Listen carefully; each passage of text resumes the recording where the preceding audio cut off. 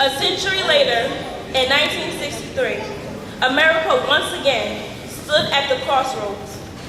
9 years earlier, the Supreme Court had outlawed racial segregation in the public schools.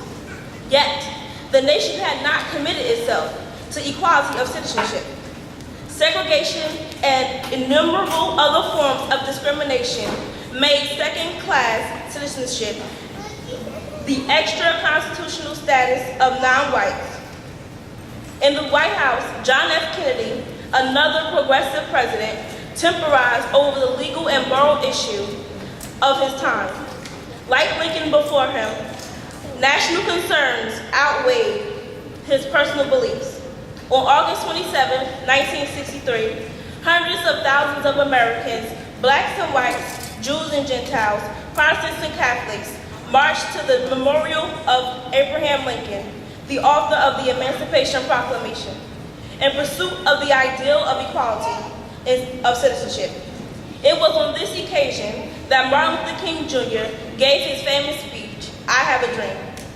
Just as the Emancipation Proclamation marked the beginning of the end of slavery, the March on Washington, as it became known, numbered the days of second-class citizenship. Now may you please turn your attention to the projector.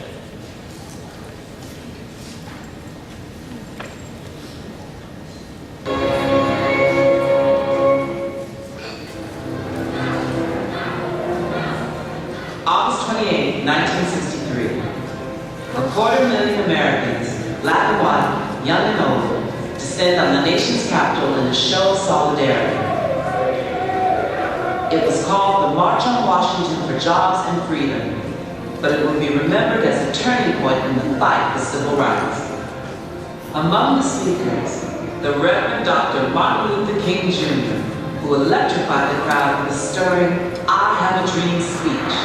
So even though we face the difficulties of today and tomorrow, I still have a dream. A few months earlier, racial tensions in the Deep South had erupted. News reports carried brutal images of fire hoses blasting at the backs of school children. President Kennedy had finally seen enough. In June of 1963, he presented sweeping civil rights legislation to Congress. Dr. King and others hoped a massive yet peaceful demonstration in Washington would spur passage of the bill. The city braced for violence, but their fears proved unfounded. The day of the march, more than 200,000 people gathered for a rally at the Washington Monument. It was the largest demonstration in the country's history. Arm in arm, they walked from the Washington Monument to the steps of the Lincoln Memorial. There, performers as diverse as Joan Baez, Bob Dylan, and Mahalia Jackson lent their voices to the cause. Martin Luther King Jr. was the last to take the stage.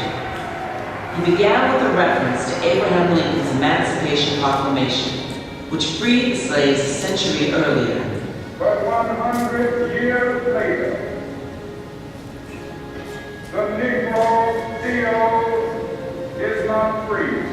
Partway through, King put aside his prepared text and shared with the protesters his dream of equal rights for all. Let freedom